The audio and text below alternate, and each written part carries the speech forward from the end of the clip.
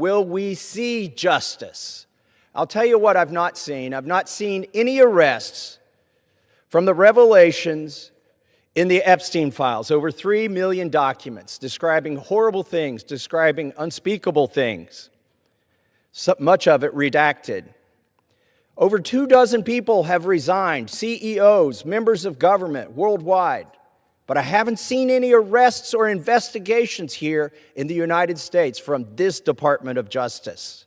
6 names buried in the files. Hey guys, welcome back to the Ryan Mitchell Show.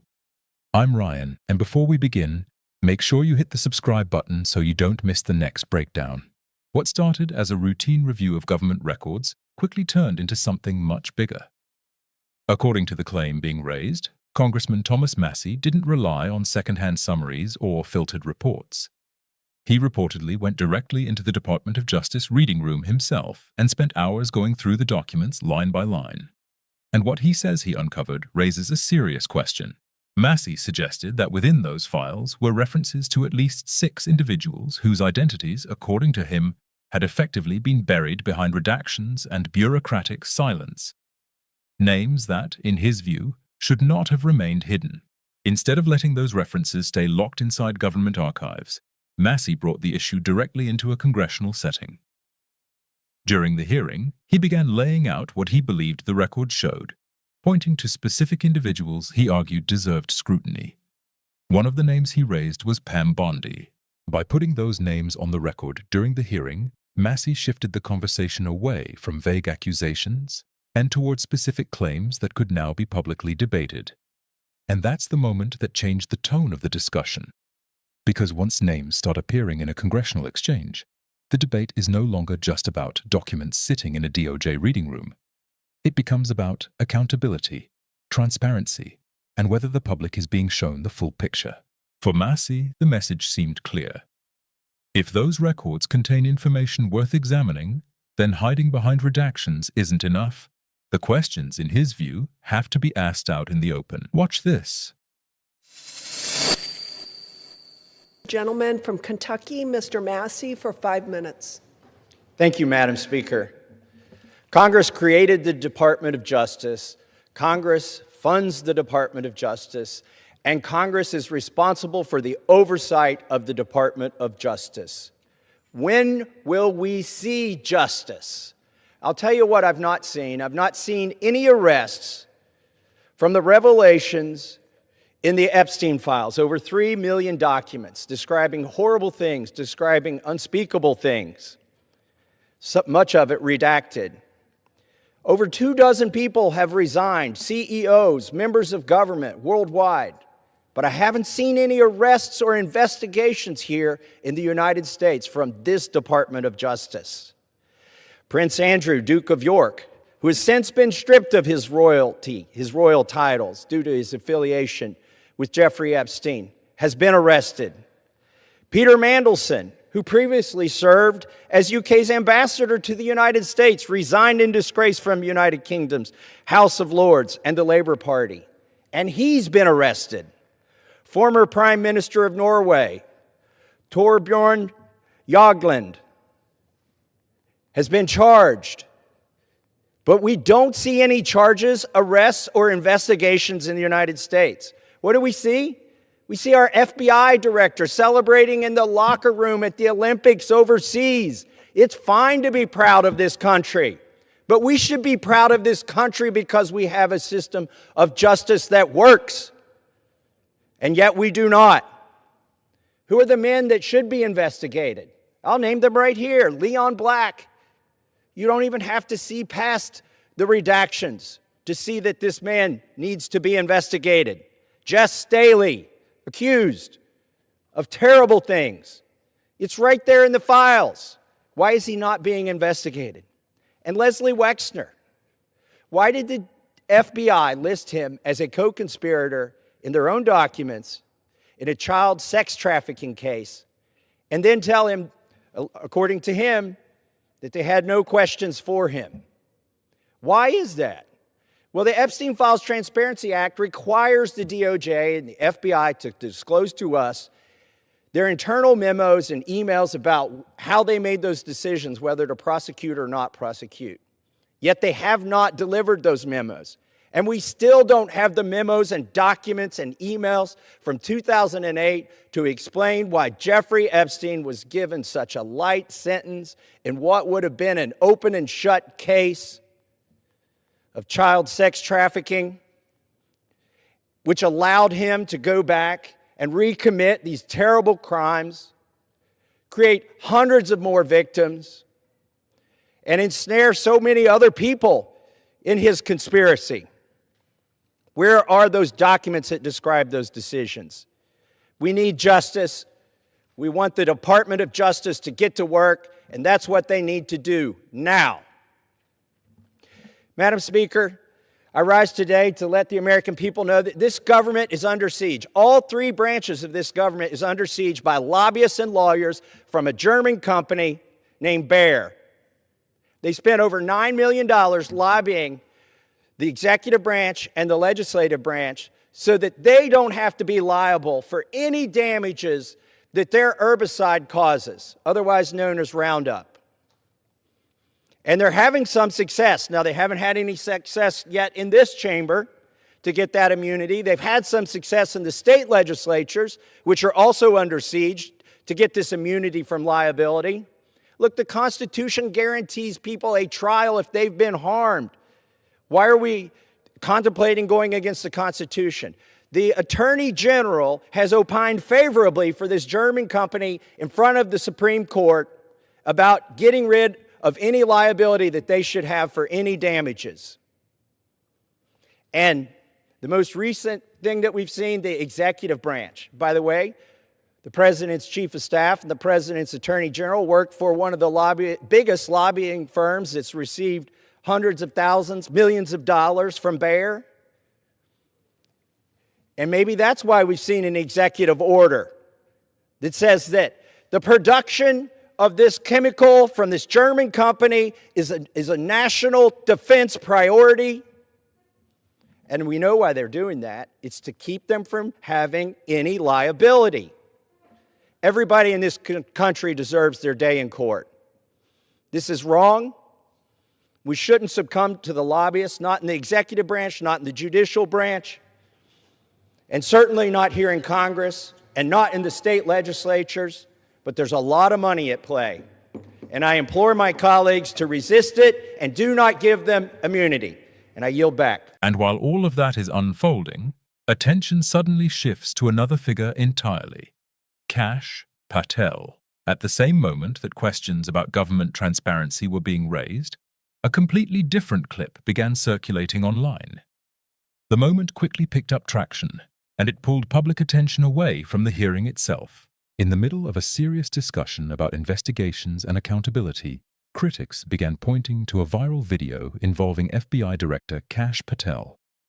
The clip showed Patel celebrating with members of Team USA after a major hockey victory at the Olympics. For supporters, it looked like a patriotic moment, a senior official joining athletes during a national celebration. But for critics, the timing raised questions. The contrast is what fueled the reaction. On one side, lawmakers were raising concerns about investigations, redactions, and unresolved questions tied to the Epstein files. On the other side, a viral video was spreading across social media showing the head of the FBI celebrating in a locker room thousands of miles away. That visual contrast quickly became part of the online conversation. Some commentators argued that it sent the wrong message at a moment when people were demanding answers from federal agencies. Others pushed back, saying the clip simply showed a public official enjoying a patriotic moment with American athletes. Either way, the video took off online. And suddenly, alongside the debate about documents and accountability, the spotlight shifted to another question entirely. What exactly the FBI director should be doing while those larger issues are still being debated. And then another development enters the picture, one reported by the BBC involving Prince Andrew.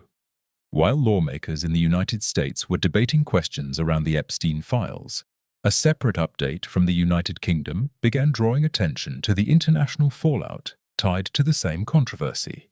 According to reporting highlighted from the BBC, the British royal family had taken a formal step regarding Prince Andrew's royal status. The update indicated that a process had been initiated to remove his royal styles, titles, and honours, a move that signalled how seriously the situation was being treated within the monarchy. The significance of that moment goes beyond palace protocol. Prince Andrew has long faced scrutiny over his past association with Jeffrey Epstein, allegations he has repeatedly denied. But the royal family's decision to move forward with stripping official titles suggested that the controversy surrounding those connections had become impossible for the institution to ignore. In practical terms, the development meant that Prince Andrew would no longer carry the same public identity he once held as a senior royal. The report indicated that he would instead be known simply by his given name and family surname. It was a striking shift, because while political debates in Washington were focused on investigations and redacted files, the situation overseas showed how the ripple effects of the Epstein scandal had already reached powerful figures far beyond the United States. And that contrast raised a broader question. If institutions in other countries were taking visible steps in response to the controversy, many observers began asking why similar levels of accountability were still being debated back in Washington. Watch this. Let's bring you some breaking news that has come to us in the last minute or so from Buckingham Palace. His Majesty the King has today initiated a formal process to remove the style, titles and honours of Prince Andrew. This statement coming into us in the last 10 or so seconds from Buckingham Palace. And I'm going to read to you exactly what this statement says. Prince Andrew will now be known as Andrew Mountbatten Windsor. His lease on Royal Lodge has, to date, provided him with legal protection to continue in residence. Formal notice has now been served to surrender the lease, and he will move to alternative private accommodation. These censors are deemed necessary, notwithstanding the fact that he continues to deny the allegations against him. Their Majesties wish to make clear that their thoughts and utmost sympathies have been and will remain with the victims and survivors of any and all forms of abuse. So just to repeat this breaking news, His Majesty the King has initiated a formal notice, a formal process to remove the style, titles and honours of Prince Andrew.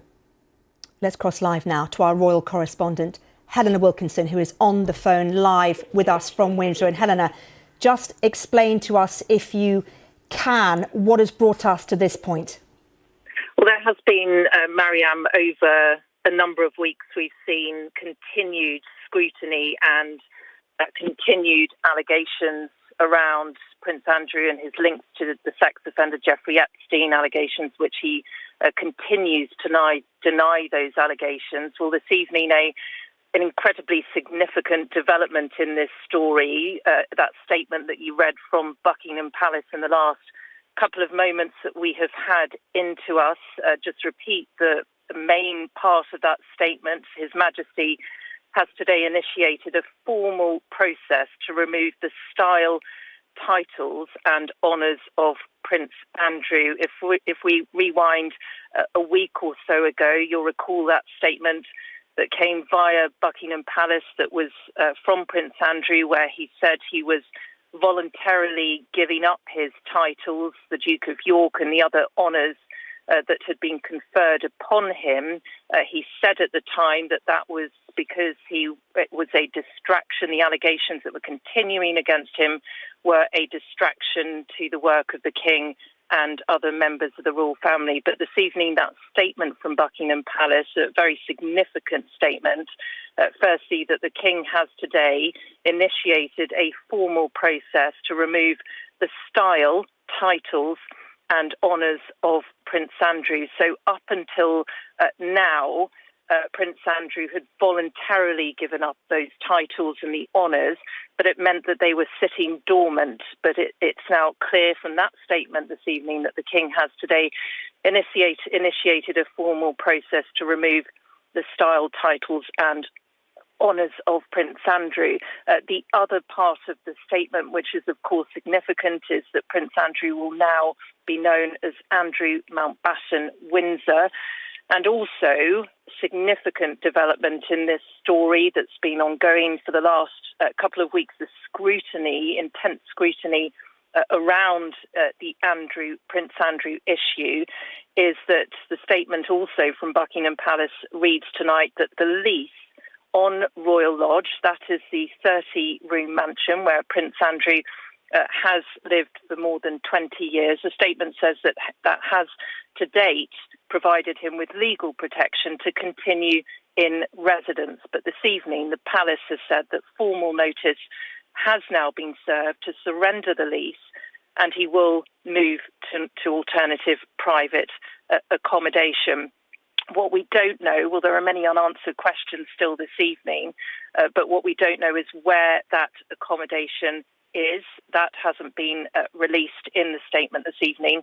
But again, over the last couple of weeks, and with further allegations around Prince Andrew, his links to the sex offender Jeffrey Epstein, there has been intense scrutiny on his living arrangements. He lives in Royal Lodge, which is a huge property, 30-room property, within Windsor Great Park. It's about 3 miles or so from Windsor Castle. So the real question isn't just what was said during that hearing, it's what these moments reveal about the larger debate over transparency and accountability. This is Ryan Mitchell on The Ryan Mitchell Show. What do you think that exchange actually tells us about what's happening behind the scenes? Let me know in the comments below. And if you enjoyed this breakdown, make sure to like, subscribe, and turn on notifications so you don't miss the next one.